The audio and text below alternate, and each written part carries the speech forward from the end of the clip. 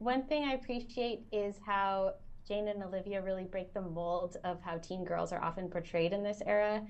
Can you talk a bit about your characters and how they're unique in their own right to those who might want to compare them to like Sandy or Rizzo? Yeah, these are brand new original characters that we got the privilege to create ourselves, and somebody like Jane, she's so much more. Yeah, she, from on the outside, she's the nerd, she's the intellect, overachiever, but she's got so much depth to her and so much love, and she gets a lot of pushback from people, but she's so ambitious and she's so driven, and there's a lot of moments where she has to learn how to be brave, and I think that can be really inspiring. If I was watching Jane, I would be very inspired.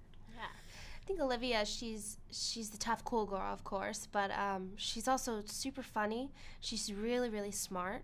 I was saying earlier, she's kind of like the mama bear of the group. She kind of watches over all the pinks and tells them if it's good or not thing to do.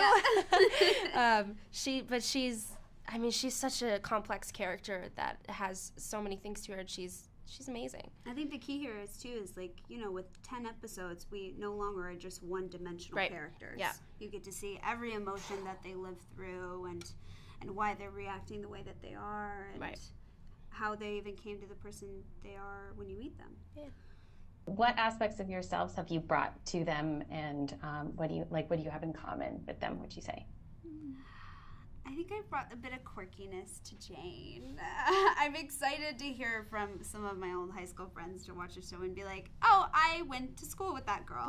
And quite literally, like, Marisa is Jane. Like, that makes total sense.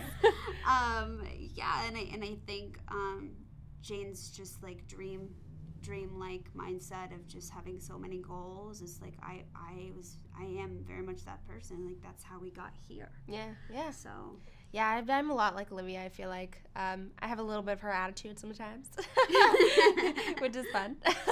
But also like the bubbly side of her that you don't see too much in the series, but hopefully we'll see a little bit more as it goes on. But yeah, a little bit of that too. I feel like there's definitely in every character in this season, we are a lot like our characters. Were you fans of the movie before you were cast? Yes. Iconic. It's just been amazing. Yeah. Like, it's the Grease energy, I think, is contagious. Very much so. It's a very specific tone that the film was able to capture, and I think that we also replicated that as well. Definitely. What were your favorite numbers to film? Oh my goodness. To film, like, I think any of the big group numbers were the most fun. For sure.